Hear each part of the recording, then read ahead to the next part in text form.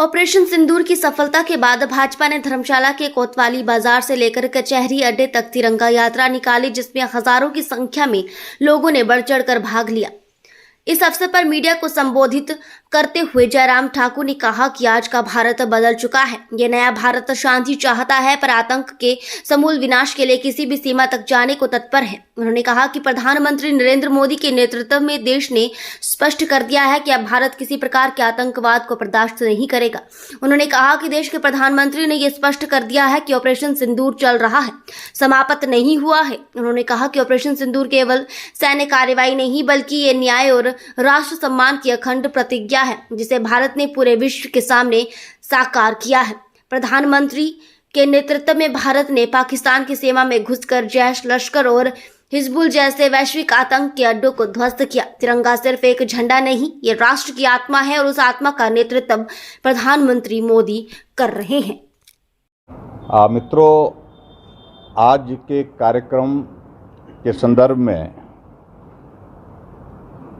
Party के हमारे सम्मानीय अध्यक्ष डॉक्टर राजीव बिंदल जी ने आपके सामने बड़ा स्पष्ट किया कि तिरंगा यात्रा पूरे देश भर में भारतीय जनता पार्टी ने तय की कि सेना का जो पराक्रम अभी देखने को मिला और जिस तरह से हमारे देश के यशस्वी प्रधानमंत्री नरेंद्र मोदी जी ने देश का मजबूती के साथ नेतृत्व किया, उनके प्रति पूरा देश जब चट्टान की तरह खड़ा है, तो देवभूमि हिमाचल प्रदेश भी चट्टान की तरह उनके साथ खड़ा है।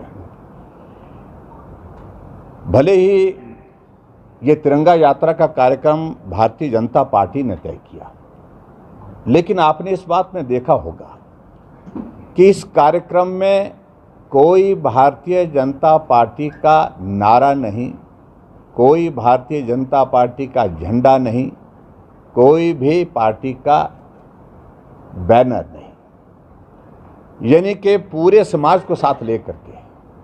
और इस बात के लिए मैं धन्यवाद करना चाहूँगा यहाँ जो हमारे मंच पर बैठा नेतृत्व कांगड़ा जिला का, जिसने इस कार्यक्रम में बहुत सक्रिय भूमिका निभाई। इसके आयोजन में, इस कार्यक्रम में व्यापार मंडल के लोग, सामान्य नागरिक, सेना के पूर्व अधिकारी, सेना के पूर्व में जवान रहे और यहाँ तक के पद्मश्री अवार्डी डॉक्टर क्षमा मात्रे जी भी, वो भी इस कार्यक्रम का हिस्सा बने।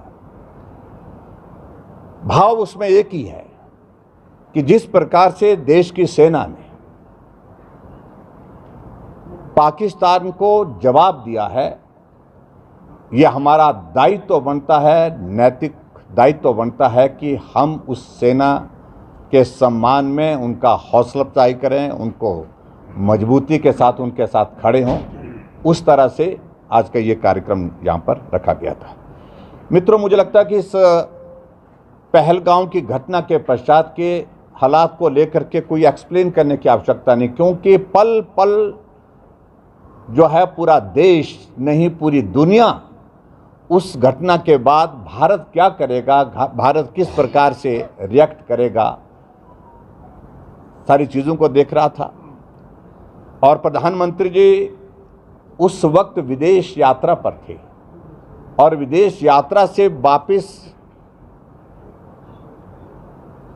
लौटे, यात्रा को बीच में छोड़ करके निवास पर पहुंचने से पहले एयरपोर्ट दिल्ली में ही उन्होंने पूरा फीडबैक अधिकारियों और मंत्रियों के माध्यम से लिया इस घटना का। और उसके पश्चात दूसरे दिन तुरंत जो कैबिनेट कमेटी ऑन सिक्योरिटी, उस बैठक का आयोजन करके बहुत महत्वपूर्ण फैसले लिए, जिन फैसलों को लेकर के मैं बड़ा डिटेल में जाना नहीं चाह रहा हूं, क्योंकि आप सब लोग उन सारी चीज़ों से अच्छी तरह से वाकिफ हैं। यानी कि साफ संदेश दे दिया और प्रधानमंत्री जी ने एक सार्वजनिक सभा में एक बड़ा साफ संदेश दिया और संदेश दिया कि जो इस घटना में शामिल हैं, जो आतंकवादी और जो इस साजिश के पीछे हैं, उनको उनकी कल्पना से भी ज़्यादा बड़ी सज़ा मिलेगी। और पूरा देश इस बात को लेकर के बेसब्री से इंतज़ार कर रहा था कि कब होगा, कब जवाब दिया जाएगा। आखिरकार आप लोगों ने देखा कि 6 मई को रात के 1:20 पर भारत की धरती से ही कार्रवाई हुई। पाकिस्तान जाने की आवश्यकता महसूस नहीं हुई और 9 ठिकाने जो आतंकवाद को शरण देते थे, आतंकवाद को पनाह देते थे, ट्रेनिंग देते थे, आतंकवादियों को हथियारों के साथ मासूम लोगों की जिंदगी उजाड़ने के लिए, तबाह करने के लिए भारत भेजे जाते थे, उन ठिकानों को एक एक करके सिर्फ 25 मिनट के अंदर तबाह कर दिया। 25 मिनट के अंदर। और बौखलाहट में पाकिस्तान समझ नहीं पाया कि हो क्या गया। और ऐसी सूरत में पाकिस्तान ने रिटेलिएट करने की कोशिश की, लेकिन एक एक, चाहे उनका ड्रोन था, चाहे उनकी मिसाइलें थी, वो भारत की धरती में प्रवेश करने से पहले ही गिरा दी गई। इतना प्रिसीजन जो कार्रवाई आज से पहले कभी भी किसी युद्ध में देखी नहीं गई, इतनी एक्यूरेसी कभी देखी नहीं गई।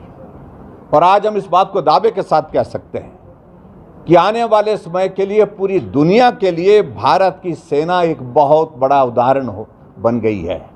भारत देश का सम्मान ऊंचा हुआ है कि ऐसी भी लड़ाई लड़ी जा सकती है कि जहां निशाना तय किया गया, जो टारगेट किया गया, उस टारगेट में आगे पीछे कुछ नहीं, उस टारगेट को हासिल किया गया, उसको तबाह किया गया।